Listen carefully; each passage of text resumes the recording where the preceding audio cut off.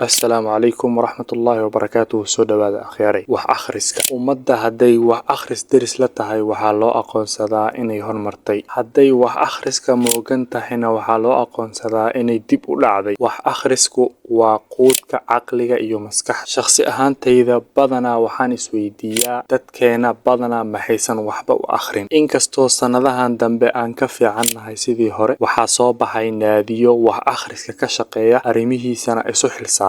akhriska waxa uu keenaa helista aqoon hor leh oo qofka bedesha habfikirkiisa iyo waaya aragnimadiisa. waxaa jirto su'aal isweydiin mudan, taasoo ah goorma ayuu soo bilowday akhriska. sababtoo ah ummadan ayaa waxay tahay ummadii wax akhriska, oo markii ugu horeysay ee rasuulkeena sallallahu alayhi wasallam lagu soo dejinayay waxyiga waxaa lagu bilaabay iqra ama akhri. sidaas daraadeed halkaas ayaan ka dhadhansanaynaa qiimaha wax akhrisku leeyahay. sidaan horay usoo sheegnay, maadaama aan ku dhex noolnahay bulsho aan badanaa waxba akhrin, haddana waxaa lagama maarmaan ah inaan la derisno wax akhriska. haddaba waa sidee ayay ka taagan tahay su-aashu. qodobadan soo socda aniga shakhsiyan way caawiyeen sanadkii lasoo dhaafay ee 2023. number 1, waqti gooni ah ha u jarin ama ha u samaynin wax akhriska, sababtoo ah waqti ay isku aadayso mar walba ma jirtaba. maalin walba way kala dhantaalantaa oo wax akhriska way ka kala daadanaysaa.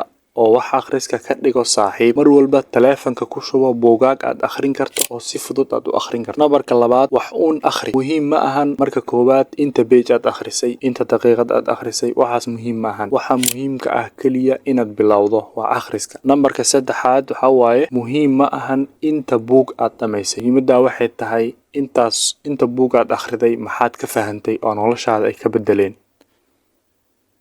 muuqaalkeena intaas ayaan kusoo koobaynaa. aad u mahadsantiin.